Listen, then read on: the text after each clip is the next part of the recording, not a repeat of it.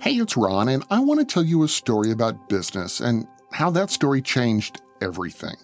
It's January 13th, 1930, and the newspaper press room smells like ink and oil and hot metal.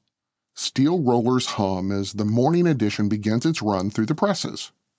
A print man named Joe leans over the first sheet as it comes off the line. Headlines, stock numbers, a bit of politics, all the usual noise. But down in the lower corner of one of the pages, he spots a new comic strip he doesn't recognize. 4 black and white panels. A little mouse with round ears and a grin as wide as the page. Joe studies it for a second. He says, "Didn't I see that mouse in a cartoon once?" He shrugs, stacks the paper, and sends them on out to the truck. By sunrise, that same strip will be sitting on breakfast tables from Kansas City to Cleveland.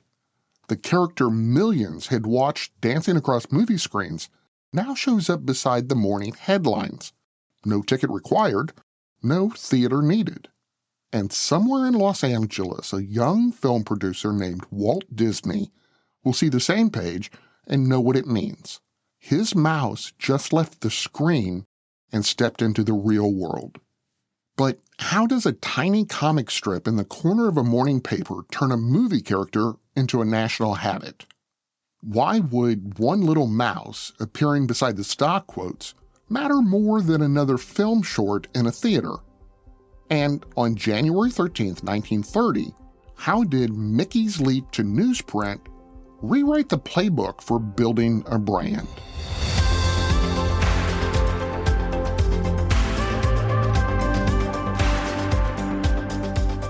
From Business Basics, I'm Ron Trucks, and this is Business History, the daily podcast where we explain the stories that changed business forever.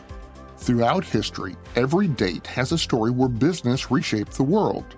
Today, January 13th, that story takes us to 1930, the mouse that learned to multiply. 2 years before that comic strip hit the newspaper presses, Walt Disney almost lost everything. In 1928, his first creation, Oswald the Lucky Rabbit, was stolen out from under him when Universal and his distributor claimed they owned it. His animators left, his contract evaporated, and he came home to California with an empty wallet and a notebook full of sketches of a mouse. That mouse, Mickey, debuted in the film short Steamboat Willie. The film's synchronized sound made it an instant novelty, but novelty doesn't pay the rent. Walt's studio was still small, his distribution pretty limited, and every cartoon took weeks of hand-drawn labor. He needed something faster, something constant, a way for Mickey to live in front of the audience even when the theaters went dark. That's when a company by the name of King Features Syndicate called. They wanted to run a Mickey Mouse daily comic strip in newspapers nationwide. Now, the deal wasn't glamorous, but it was leverage. Millions of households would see his character every morning basically for free. So, needless to say, Walt signed immediately. He didn't see this as art. He really saw it more as survival. On this morning, January 13th in 1930, the first comic strip appeared. For the first time, Walt Disney wasn't just making cartoons. He was building a business that would never stop talking.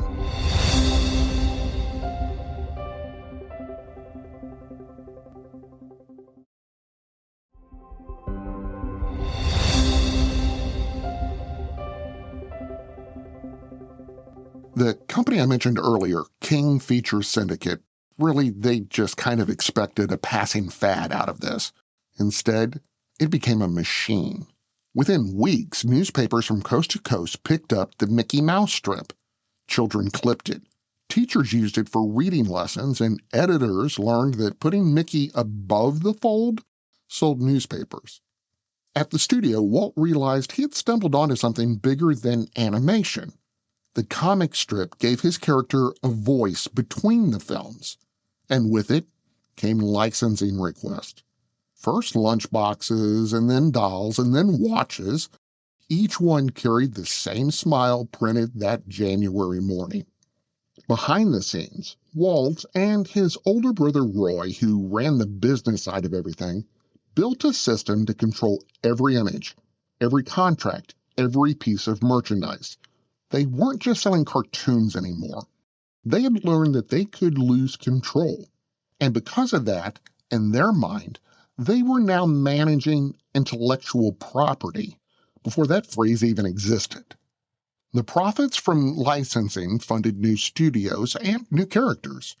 Mickey wasn't just a mouse. He was proof of concept that emotion, once serialized, could scale up and become big. By 1932, the Mickey Mouse comic strip was running in more than 40 countries, translated into dozens of languages. The mouse, who'd started in one animator's sketchbook, had become a global citizen, and Disney had learned the secret that still defines modern media. Stories don't end when the credits roll. They just change format.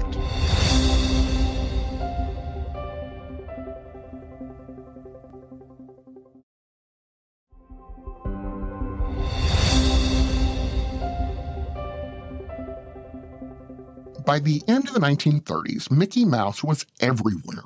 In lunchrooms, on pencil cases, stitched into pajamas, dancing across billboards in languages Walt couldn't even read. The comic strip that began as a marketing experiment had become the foundation of a licensing empire.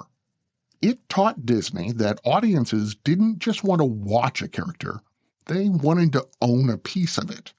And that shift changed everything. Animation stopped being a one-time transaction and became a renewable asset. Each character could generate income long after the movie left theaters. That idea, the perpetual life of intellectual property, became the cornerstone of modern entertainment business. Mickey's face became a logo, a signature, and a currency. By the time World War II began, his image was recognized in more countries than any political leader on Earth. And even as new technologies arrived, television, video, streaming, the business model stayed basically the same. A story today, a product tomorrow, continuing to build the brand forever. Because on January 13th, 1930, when that first newspaper strip rolled off the press, Disney discovered what every media company would chase for the next century and beyond. Not just how to tell a story, but how to keep it alive.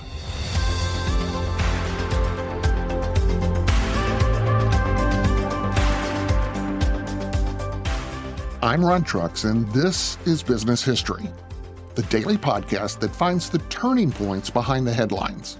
To hear more stories like this, follow us on Apple Podcasts, Spotify, YouTube, or wherever you listen. And could you please, if you're enjoying the stories, don't forget to subscribe and maybe leave a quick review. It helps more people find the story behind the business. And do you want to actually understand business without the fluff or the buzzwords or the MBA language? Start by visiting us at bsnsDailyPodcast.com. We all crave something new. At Hertz, new is what we're all about. New adventures, new experiences. When you book with us, you'll be cruising in our newest fleet yet. New features, new tech, and of course, that new car smell. All that wonderful newness, all with no strings attached. So go on, book your new car fling at Hertz.com. Your old car at home never has to know.